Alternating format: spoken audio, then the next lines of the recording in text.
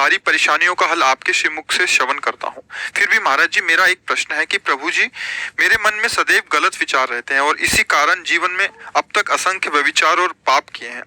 अब लो नशानी अब ना नसई हो का संकल्प सदैव टूट जाता है। इसकी वजह से मन में बहुत अशांति रहती है। पाप करने के बाद ईश्वर के सामने जाने की भी इच्छा नहीं होती। मुझे पापी का उद्धार करें महाराज जी, कैसे होगा, क्या करूं?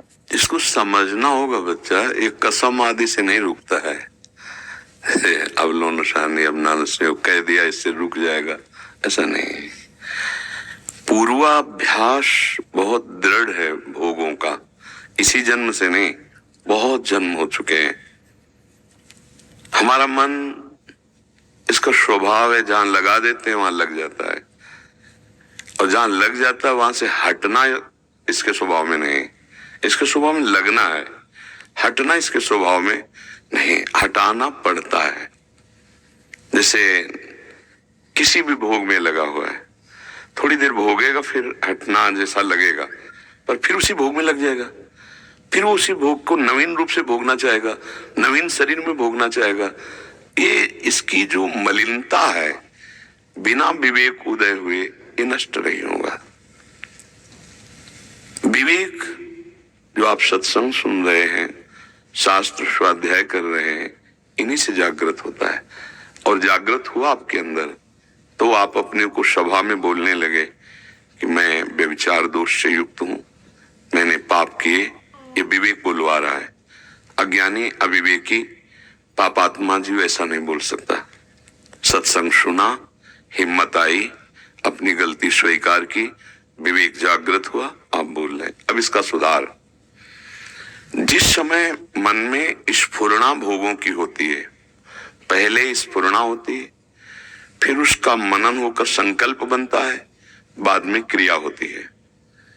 अचानक कभी क्रिया नहीं होती भोगों की। जैसे ठोकर लगी गिर गए, ऐसे कभी भोगों में नहीं गिरते। ध्यान से देखना, हमारी बात सुनना। पहले स्फुरणा होती है अंदर, अमुक भोग, फिर उसका चिंतन बनता है, फिर संकल्प बन करके हमारी क्रिया की ऐसी वृत्ति उत्पन्न होती है, कुछ भी हो करना है। जब संकल्प बन गया, फिर मिटाना बहुत कठिन है। मिटाया जाता है जहां स्फुरणा हुई, वहां भोग की स्फुरणा जब होती है, उसको गाढ़ चिंतन में ना बदलने दिया जाए। इसलिए कहते राधा राधा राधा राधा। उस समय हम अपने मन को स्वतंत्र ना होने दें। होता क्या है कि हम उस समय तदात्म हो जाते हैं और हमारी सावधानी छूट जाती है, उसमें हम सुख लेने लगते हैं। समझ पा रहे? कोई भी भोग क्रिया बिना भोग संकल्प के नहीं होती।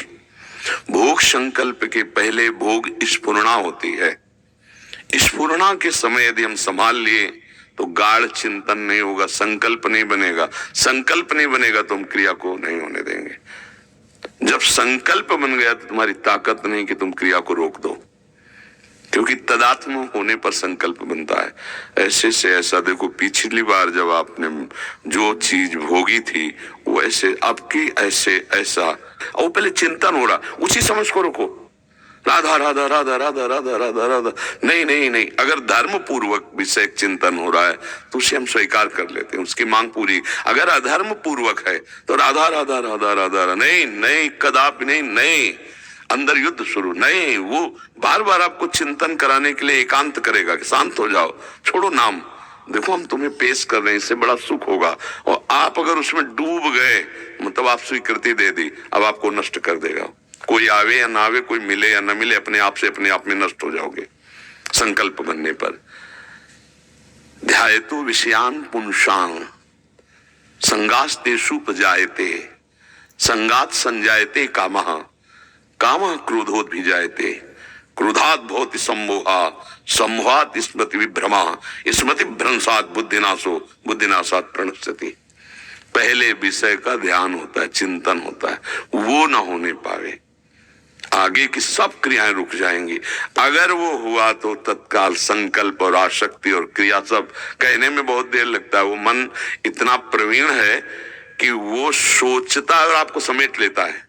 आप सोचते हो मेरी मांग है, मैं सोच रहा हूं, मैं करूंगा, मैंने किया था, मैं ऐसा कर सकता हूं, आपको समेट लिया अपने में, अब आप अलग नहीं रहे, आपको नष्ट कर देगा।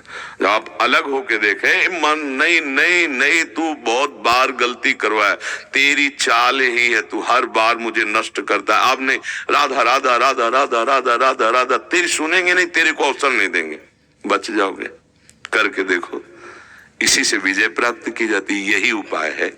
और मन में एक ही विषय करोड़ों बार भरे हैं, एक ही विषय, जैसे काम, तो काम की करोड़ों बार वो वृत्तियां बनी हैं, वो संस्कार बने। तो जब जब हम नाम जप शुरू करेंगे तो वो हर बार वही निकलेगा, वही डिलीट हो। आपको लगेगा इतना नाम जपने पर अभी तक नहीं गया, नहीं, वो जो आया था वो तो गया। ऐसे करोड़ों मैसेज भरे हैं काम के, और सबको नाम एक एक करके जड़ से डिलीट करेगा। आपको नया मैसेज नहीं बनाना है, अब नया धर्माचरण नहीं करना, वो डिलीट होते होते मन निर्मल हो जाएगा। घबराने की जरूरत नहीं।